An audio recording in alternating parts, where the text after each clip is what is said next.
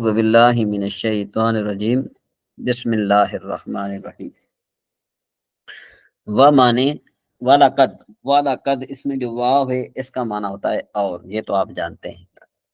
اور دوسری بات یہ ہے کہ یہ جو لام ہے نا، لام زبر والا، یہ تاکید کے لیے آتا ہے، اور یہ جو قد ہے یہ تحقیق کے لیے آتا ہے، ٹھیک ہے نا جی۔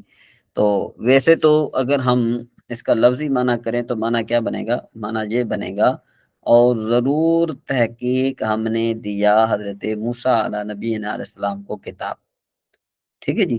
تو لیکن ہم اس کا معنی کیا کریں گے؟ اس کا معنی کریں گے بے شک۔ لقد کا معنی پورے کا معنی کیا بن جائے گا؟ بے شک۔ کبھی صرف قد کا بھی معنی بے شک بنتا ہے۔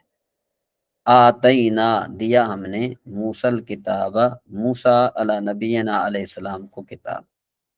تو یہاں پر یہ جو کتاب ہے یہ مفعول بہی بن رہا ہے آتینا کا، اور مفعول بہی جو ہے منصوبات میں سے، اس وجہ سے اس کو ہم بھی منصوب پڑھ رہے ہیں۔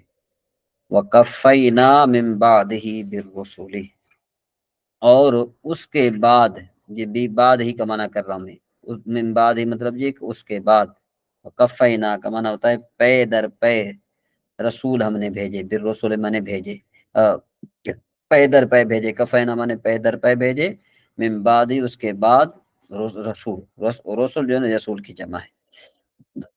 تو معنی کیا بنے گا؟ بے شک ہم نے حضرت موسیٰ علیہ نبینا علیہ السلام کو کتاب عطا کی، اور اس کے بعد ہم نے پے در پے رسول بھیجے، وآتینا اور ہم نے عطا کی حضرت عیسیٰ ابن مریم سلام اللہ، حضرت عیسیٰ ابن مریم علیہ السلام کو واضح نشانیاں، بینات کا معنی ہوتا ہے واضح نشانیاں، کھلی نشانیاں۔ وَأَيَّدْنَاهُ اور ہم نے مدد کی، ایّد معنی مدد کی، ایّدناہ ہم نے مدد کی حضرت عیسیٰ علیہ نبینا علیہ السلام کی، بروح القدس پاک روح کے ساتھ، ٹھیک ہے جی، پاک روح کے ساتھ اللہ تبارک و تعالیٰ نے حضرت عیسیٰ علیہ نبینا علیہ السلام کی مدد کی۔ افکلما جاءکم رسول بما لا تہوی، ٹھیک ہے نا جی۔ تو کیا جب تمہارے پاس کوئی رسول، جب تمہارے پاس، افکلما کیا، سمجھے کیا؟ آ کا معنی ہوتا ہے کیا، کیا بس جب لے کر، جب آئے تمہارے پاس رسول، بما لا تہوی، ٹھیک ہے نا جی، جو تمہارے نفس کی خواہش کو پورا نہ کرے، استکبر تم، تو تم جو ہے تکبر کرتے ہو، یعنی جب تمہارے پاس کوئی رسول جو ہے کوئی چیز لے کر آئے جو تمہاری نفس کی خواہش نہ ہو تو تم تکبر کرتے ہو۔ فریقاً کذبتم، تو تم میں سے ایک فریق اس کو جھٹلاتا ہے، وہ فریقاً تقتلون، اور ایک فریق جو ہے نا کیا ہے کہ اس کو قتل کرتا ہے، یعنی کہ اس کو شہید کرتا ہے، حضرت انبیاء کو، ٹھیک ہے جی۔ تو اس آیت کریمہ میں یہ اللہ تبارک و تعالیٰ ارشاد فرما رہا ہے کہ ہم نے حضرت موسیٰ علیہ نبینا علیہ السلام کو کتاب دی۔ تو یہاں سے بنی اسرائیل کو دی گئی مزید نعمتیں بیان کی جا رہی ہیں۔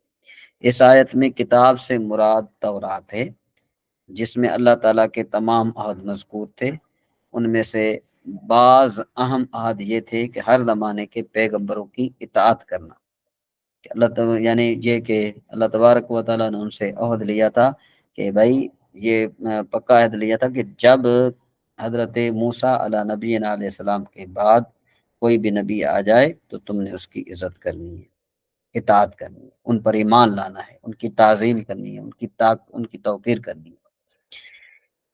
جب اللہ تبارک ارشاد فرمایا وَقَفَّيْنَا مِن بَعْدِهِ بِالرُّسُلِ، اور اس کے بعد پے در پے رسول بھیجے، حضرت موسیٰ علیہ نبینا علیہ السلام کے زمانے سے حضرت عیسیٰ علیہ نبینا علیہ السلام تک متواتر انبیاء کرام آتے رہے، تو ان کی تعداد کم و بیش 4000 بنتی ہے۔ یہ سب حضرات جو ہے نا حضرت موسیٰ علیہ السلام کے شریعت کے محافظ اور اس کے احکام جاری کرنے والے تھے، اور چونکہ ہمارے آقا صلی اللہ تعالیٰ علیہ وآلہ وسلم کے بعد نبوت کسی کو نہیں مل سکتی، تو اس لیے شریعت محمدیہ کی حفاظت و اشاعت کی خدمت اس کو دی گئی ہے، علماء ربانیین کو دی گئی ہے۔ اور اس کے بعد اللہ تبارک و تعالیٰ ارشاد فرمایا وَآتَيْنَا عِیسَىٰ ابْنَ مَرْیَمَ الْبَیِّنَاتِ، تو ہم نے حضرت عیسیٰ علیہ نبینا علیہ السلام کو بعد نشانی عطا فرمائی. تو نشانیوں سے مراد حضرت عیسیٰ علیہ السلام کے معجزات ہیں. جیسے دیکھو کہ حضرت عیسیٰ علیہ نبی علیہ السلام مردوں کو زندہ فرماتے تھے، اندھوں اور برس والوں کو صحت دیتے تھے، درندوں کی صورت میں جان ڈال دیتے تھے، غیب کی خبریں وغیرہ بتاتے تھے ہیں. تو یہ جو ہے نا کیا ہے کہ یہ کلی نشانی ہے. وَأَيَّدْنَاهُ بِرُوحِ الْقُدُسِ، اور اللہ تبارک و تعالیٰ نے حضرت عیسیٰ علیہ نبینا علیہ السلام کی پاک روح کے ذریعے مدد فرمائی. تو روح القدس سے حضرت جبریل علیہ السلام مراد ہیں کہ وہ روحانی ہیں اور ایسی وحی لاتے ہیں جس سے دلوں کو حیات یعنی زندگی ملتی ہے. حضرت جبریل علیہ السلام کو حضرت عیسیٰ علیہ السلام کے ساتھ رہنے کا حکم تھا. حضرت عیسیٰ علیہ السلام کے آسمان پر اٹھائے جانے تک حضرت جبریل علیہ السلام سفر و حضر میں کبھی آپ سے جدا نہ ہوئے. ٹھیک ہے نا جی. اور حضرت جبریل علیہ السلام کی تائید حضرت عیسیٰ علیہ السلام کی بہت بڑی فضیلت تھی چونکہ اللہ تبارک و تعالیٰ نے ان کی مدد فرمائی تھی. اور حضرت عیسیٰ علیہ السلام کی حضور نبی کریم صلی اللہ علیہ وسلم کے صدقے میں آپ صلی اللہ تعالیٰ علیہ وسلم کے بعض امتیوں کو بھی جو ہے نا کہ روح القدس کی تائید جو ہے نا میسر ہوئی. اس کے علاوہ بھی اور جو حضرت احسان رضی اللہ تعالیٰ عنہ کے لیے ممبر بچھایا جاتا تھا، وہ نعت شریف پڑھتے تھے، حضور پر نور صلی اللہ تعالیٰ علیہ وآلہ وسلم کے لیے دعا فرماتے تھے وغیرہ وغیرہ. ٹھیک ہے جی. تو یہ جو ہے نا یہ بہت بڑی بات ہے. اس کے بعد آگے اللہ تبارک و تعالیٰ نے ارشاد فرمایا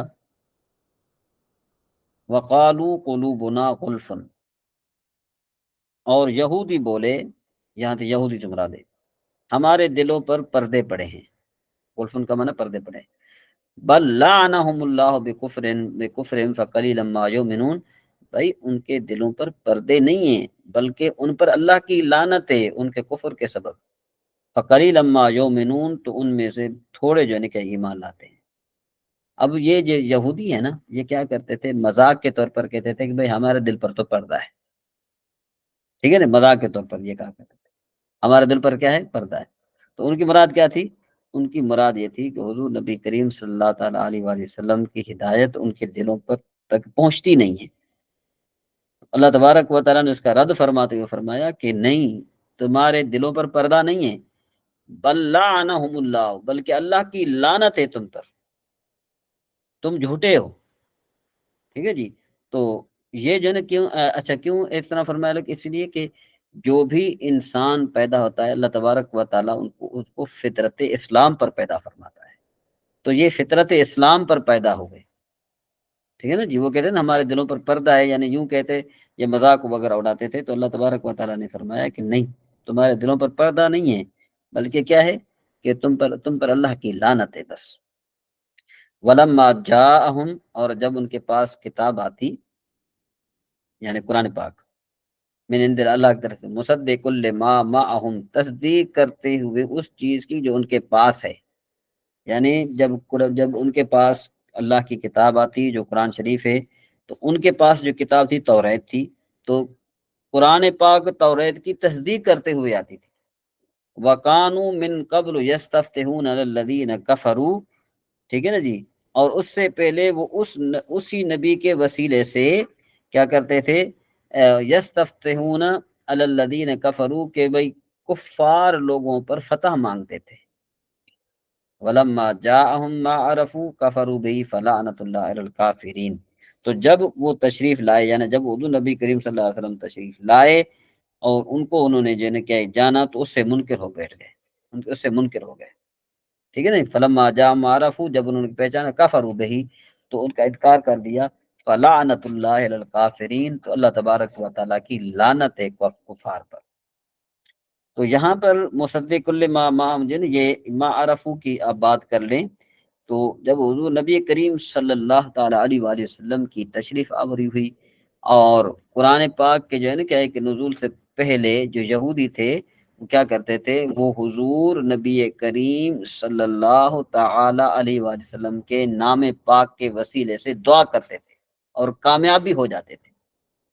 اور اسی طرح دعا کیا کرتے تھے، کس طرح، اللہم مفتح علینا وانصرنا بالنبی الامی، کہ یا رب ہمیں نبی امی کے صدقے میں فتح و نصرت عطا فرما. اب دیکھو کہ یہ کفار کا پہلے بھی عقیدہ تھا کہ جب جو ہے نا کیا ہے کہ اللہ تبارک و تعالیٰ ان سے وہ مانگتے تھے، ٹھیک ہے نا جی، تو جب جو ہے نا کیا ہے کہ حضور نبی کریم صلی اللہ تعالیٰ علیہ وآلہ وسلم تشریف لائے تو وہ جو ہے نا کیا ہے کہ وہ پھر گئے، ٹھیک ہے نا جی، کیوں پھر گئے؟ کیونکہ اللہ کی ان پر لعنت ہو گئی۔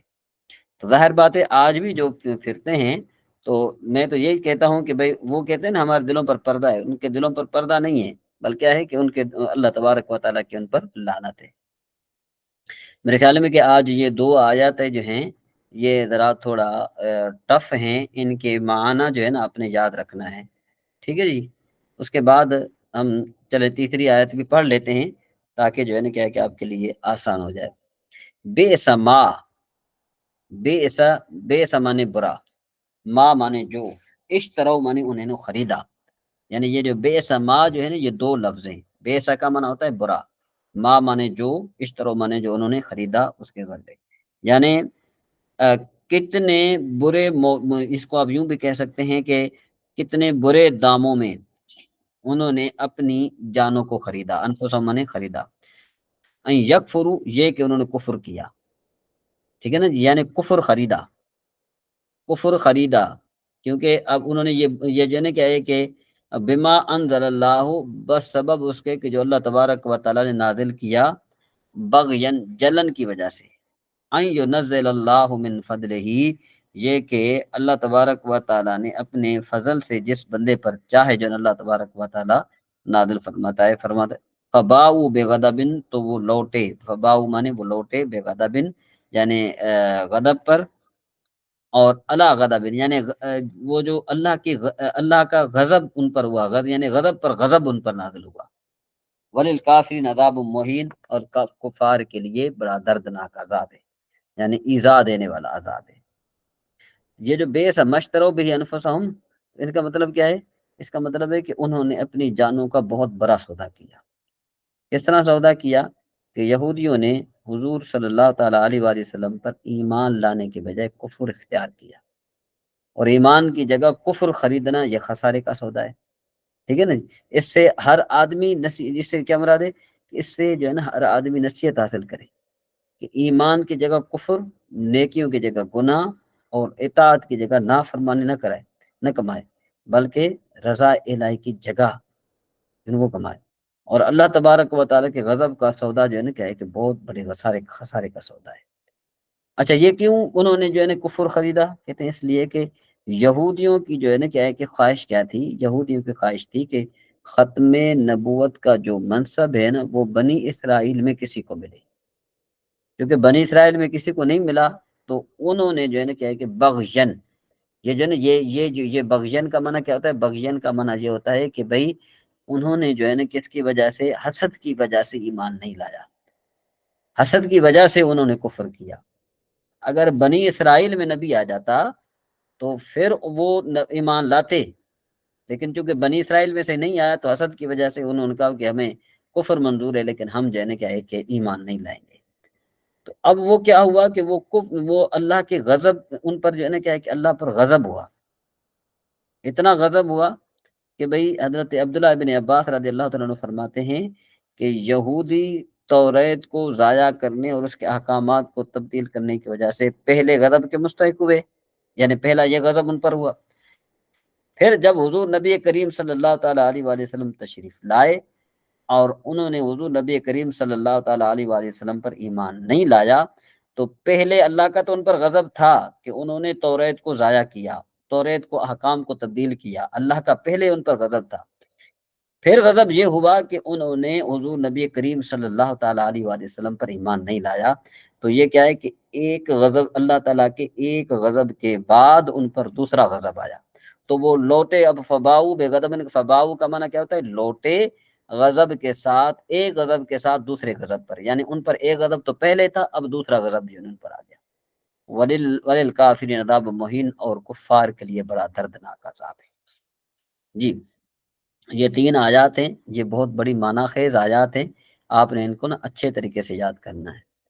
جی اس میں اگر اختر صاحب اگر آپ کو کوئی بات سمجھ میں نہ آئی ہو تو آپ پوچھ سکتے ہیں۔ جی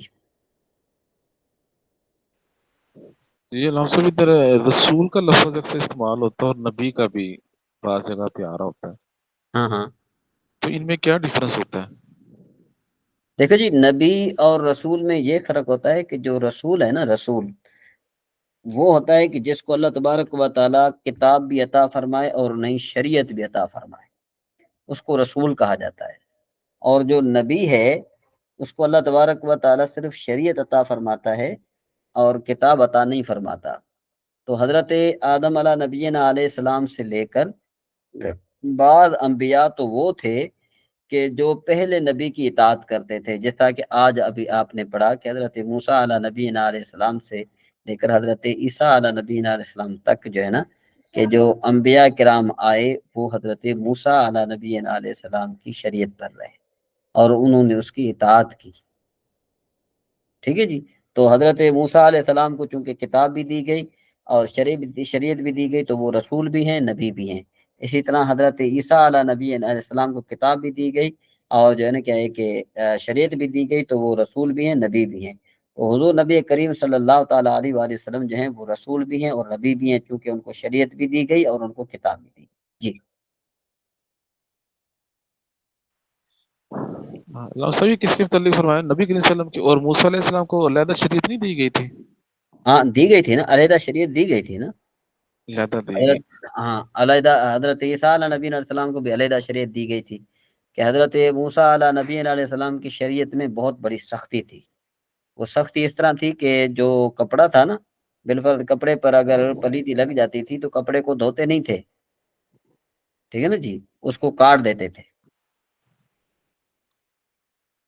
ٹھیک ہے علامہ جی، صاحب اور آواز کٹ رہی ہے، آواز میری باقیوں کی طرف آ رہی ہے؟ اب آئی ہے جی علامہ صاحب۔ ہاں، تو حضرت موسیٰ علیہ نبی علیہ السلام کی شریعت میں نا سختی بہت زیادہ تھی کہ جو کپڑا ناپاک ہو جاتا تھا تو اس کپڑے کو دھوتے نہیں تھے بلکہ اس کپڑے کو کاٹ دیتے تھے۔ ٹھیک ہے نا جی، تو حضرت عیسیٰ علیہ نبینا علیہ السلام کے زمانے مبارک میں جو ہے وہ سختی کم تھی۔ دیکھو کہ ان کی شریعت میں جو ہے نا کہ بہت کم سختی تھی۔ جو ہماری شریعت میں اعتدال ہے کہ جو کپڑا ناپاک ہو جائے تو ہم اس کو دھو دیتے ہیں، وہ پاک ہو جاتا ہے۔ اور جو ہے نا اس طریقے سے حضرت عیسیٰ علیہ نبی علیہ السلام کے بارے میں جو ہے نا وہ یہ آتا ہے کہ بھئی اور بھی بہت ساری جو ہے نا اس میں باتیں ہیں، تو ابھی میرے ذہن میں تھوڑی ظہور ہو گئی ہیں۔ وہ ایک کتاب ہے نور الانوار ہے، وہاں پر جو ہے ہم پڑھاتے ہیں، اس میں جو ہے نا وہ ساری چیزیں بتائی جاتی ہیں، وہ انشاءاللہ تبارک و تعالیٰ پھر میں آپ کو بتاؤں گا۔ بہرحال کہنے کا مطلب یہ ہے کہ حضرت موسیٰ علیہ نبی علیہ السلام کے زمانے مبارک میں بہت بڑی سختی تھی، حضرت عیسیٰ علیہ نبی علیہ السلام کی شریعت مطہرہ میں بہت بڑی نرمی تھی، اور ہماری جو حضور نبی کریم صلی اللہ تعالیٰ علیہ وآلہ وسلم کو جو شریعت عطا فرمائی گئی اس میں جو ہے نا کیا ہے کہ نہ سختی ہے نہ نرمی ہے، یعنی معتدل ہے۔ اور حضرت موسیٰ علیہ نبی علیہ السلام کے زمانے مبارک میں اگر وہ کہیں سفر پہ جاتے تھے تو ان کا طریقہ یہ ہوتا تھا کہ ان کی جو عبادت گاہ ہوتی تھی نا، اس میں سے وہ مٹی اٹھاتے تھے، وہ مٹی اٹھا کر اپنے سر پر رکھتے تھے۔ جہاں پر ان کی عبادت کا ٹائم ہوتا تھا تو جو زمین ہے نا، زمین پر مصلی کا نشان بناتے تھے، اس پر مٹی چھڑک دیتے، ٹھیک ہے نا جی، تب جا کر وہ نماز پڑھ سکتے تھے۔ لیکن چونکہ حضور نبی کریم صلی اللہ علیہ وسلم جب آئے تو اللہ تبارک و تعالیٰ نے زمین کو پاک فرما دیا، پاک نہیں فرمایا بلکہ پاک کرنے والا بنا دیا، یعنی ایک تو پاک فرمایا، دوسرا پاک کرنے والا بنا دیا۔ تو جب پاک فرمایا اور پاک کرنے والا بنا دیا تو یہ دیکھو کہ حضور نبی کریم صلی اللہ علیہ وسلم کی کتنی بڑی صفت ہے۔ جی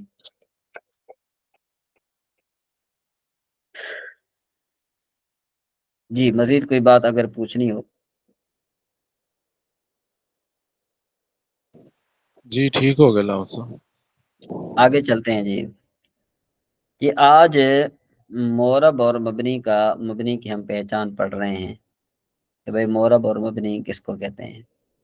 سوال یہ ہوا کہ پورے کلام عرب میں آخری حرف کے اعتبار سے کلمے کی کتنی قسمیں ہیں، یہ کلمے کی کتنی، یہاں سے کاف میں نہیں دے سکا، کتنی اقسام میں، ہر ایک کی تعریف مثال بیان کریں۔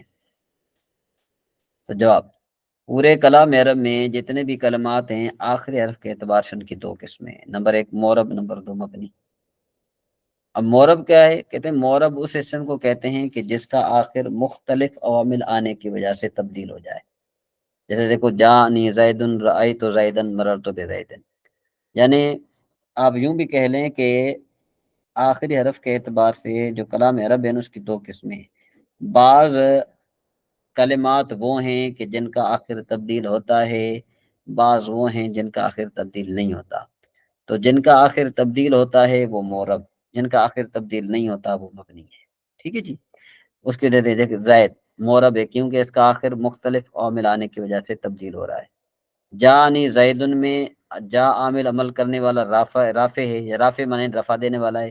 تو زیدن معمول یعنی عمل کیا گیا مرفوع ہے، ضمہ اعراب ہے، اور دال محل اعراب. اعراب کی یہ جگہ ہے دال. رأیت زیدن میں رأیت عامل ناصب ہے، زیدن معمول منصوب ہے، فتح اعراب ہے، اور دال محل اعراب ہے. تو مررت بزیدن میں با حرف جار عامل ہے، زیدن معمول مجرور ہے، کسرہ اعراب ہے، اور دال محل اعراب ہے. پھر مبنی، کہتے ہیں مبنی اس اسم کو کہتے ہیں کہ جس کا آخر مختلف عامل آنے کی وجہ سے تبدیل نہ ہو.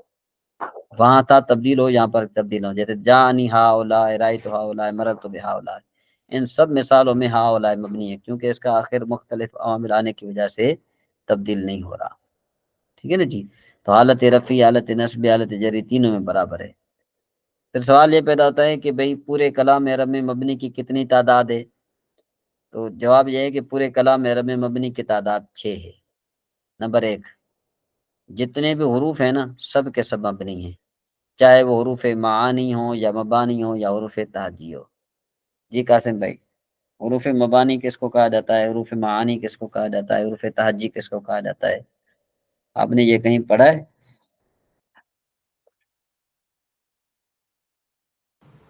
جی نواز صاحب پڑھا ہوا ہے. کچھ یاد ہے؟ پانی نہیں نواز صاحب یاد نہیں ہے. جی یہ حروف معانی ان کو کہتے ہیں کہ جن کے معنی ہوں. جس طرح دیکھو نا حروف جارہ، با کا معنی ہوتا ہے ساتھ. ٹھیک ہے جی. اللہ کا معنی ہوتا ہے اوپر، فی کا معنی ہوتا ہے میں. تو یہ حروف معانی ہیں. مبانی جو کلمے کے جو جیسے جو نا کلمے کے جز ہوتے ہیں، جس طرح دیکھو قاسم، تو قاسم میں جو کاف ہے یہ حروف مبانی میں سے، چونکہ یہ قاسم لفظ کا جز ہے. الف بھی حروف مبانی میں سے ہے، سین بھی حروف مبانی میں سے ہے، اور میم بھی حروف مبانی میں سے ہے. یعنی جو لفظ کا جز بنے حرف نا وہ حروف مبانی ہے. اور حروف تہجی کون سے ہیں؟ وہ حروف تہجی وہ جو الف با تا سا ہے. سمجھ میں آ گئی جی. تو پورے کلام عرب میں حروف مبنی ہیں، سب کے سب مبنی ہیں، چاہے وہ حروف مبانی ہو یا معانی ہو. تو اسی طرح فعل امر، نمبر 2 فعل امر حاضر معلوم مبنی ہے، جیسے اضرب. فعل ماضی مبنی ہے جیسے ضربہ. اسم غیر متمکن مبنی ہے جیسے ہوا. اسم متمکن جب ترکیب میں واقع نہ ہو جیسے اکیلا زید. فعل مضارع کے وہ سیغے کہ جن کے آخر میں نون جمع مؤنث یا نون تاکید کا ملا ہوا ہو، جیسے یضربنا یا لا یضربن.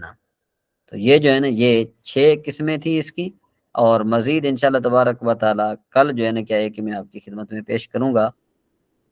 چھوٹا سا سبق تھا میں لیکن معنی خیز ہے. ٹھیک ہے نا جی. تو اختر صاحب آپ نے یہ کیا سمجھا کہ بھئی مورب کس کو کہتے ہیں اور مبنی کس کو کہتے ہیں؟ صاحب جس کا آخر مختلف عوامل کی وجہ سے بدل جائے اس کو معروف کہتے ہیں، اور جس کا نہ بدلے اس کو مبنی کہتے ہیں. شاباش. تو مبنی کتنے ہیں پورے کلام میرے میں؟ مبنی کی 3 قسم تعداد کے، کتنی؟ وہ معنی مبانی اور رفع تسجیل صاحب. وہ ہیں 6. پورے کلام میرے میں مبنی کی تعداد کتنی ہے؟ 6. جی ٹھیک 6. ہوگا 6. ایک یہ، ٹھیک ہے جی. دوسرا فعل امر حاضر. تیسرا فعل ماضی. نمبر 4 اسم غیر متمکن. نمبر 5 اسم متمکن. نمبر 6 فعل مضارع، کہ وہ سیگے کہ جن کے آخر میں کیا ہو؟ نون جمع یا نون تاکید کا ملا ہوا ہو.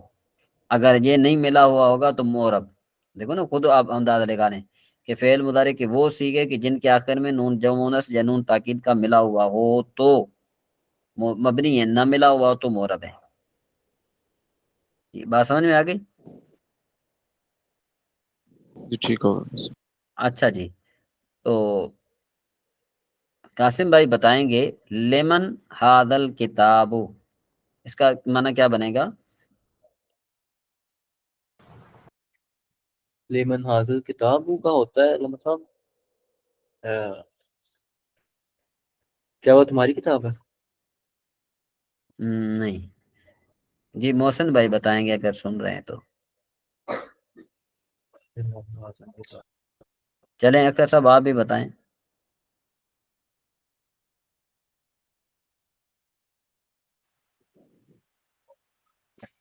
لمن حاضل کتاب، لمن من کا مطلب سے جو کس کے لیے یہ کتاب ہے؟ یہ کتاب کس کی ہے؟ اچھا لیمن جی مانے کس کی، ہادل کتاب مانے یہ کتاب، یہ کتاب کس کی ہے؟ لفظ من کا سے نہیں ہوتا اگر پروناؤنس کرے ادھر تو؟ من کا معنی ہوتا ہے کون، من کا معنی ہوتا ہے سے، من اور من کے فرق ہے۔ مین من سے کا من کا معنی ہوتا ہے سے، من کا معنی ہوتا ہے کون یا کس، جی ٹھیک ہے نا جی۔ لے کا معنی، لام کا معنی کیا ہوتا ہے؟ لیے، ٹھیک ہے نا جی۔ کس لیے کتاب ہے یہ، کس لیے کتاب ہے، اس کا مطلب یہ کس کی کتاب ہے؟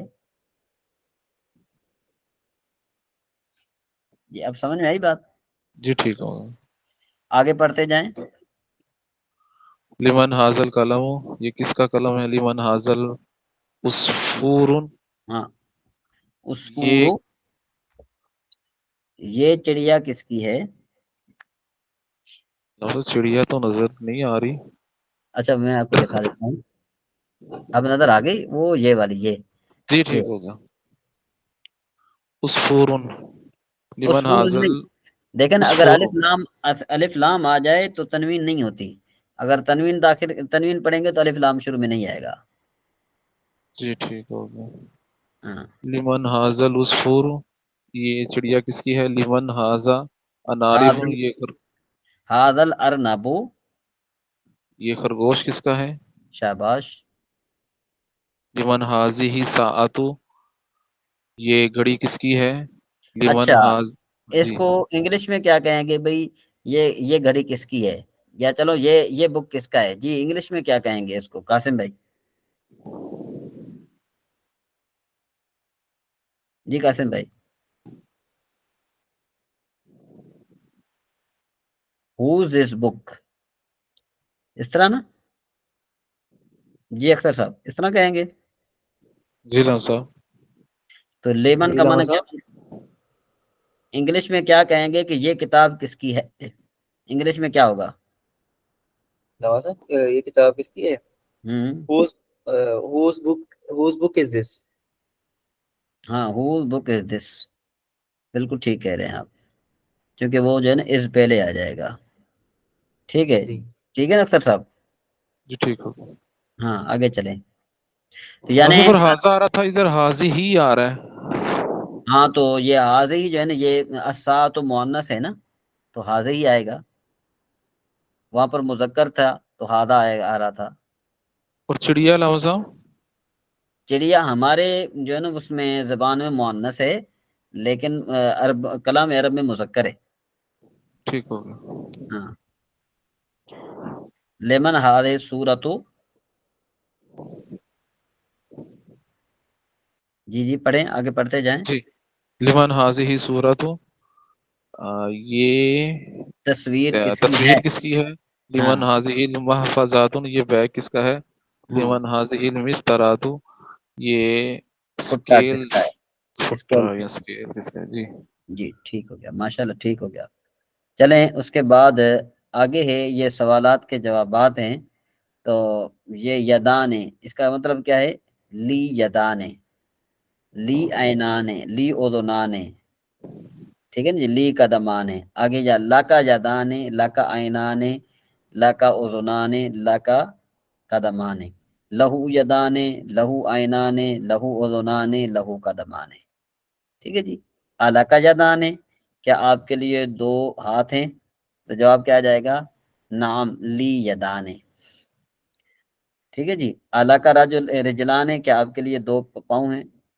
نعم لی رجلان، اعلیٰ کا وجہان ہے کہ آپ کے لیے دو چہرے ہیں، لا بل لی وجہن، بل لی وجہن واحد، ٹھیک ہے نا جی۔ تو یہ اس طرح کا آپ نے جواب بنانے ہیں، یہ آپ نے ریکارڈنگ سننی ہے تو اس کا آپ جواب تب بنا سکیں گے۔ تو یہ جو 1 2 3 یہ 3 سوالات ہیں، ان 3 سوالات کے جوابات آپ نے بنانے ہیں، اور یہ بنا کر اس کی تصویر آپ نے گروپ میں سینڈ کرنی ہے۔ تو جس تک میری یہ آواز آ رہی ہے ذرا وہ ہینڈ ریس کریں گے تو مجھے پتا چلے گا کہ آپ کام کر سکیں گے۔ جی کون ہے؟ ماشاءاللہ ٹھیک ہو گیا۔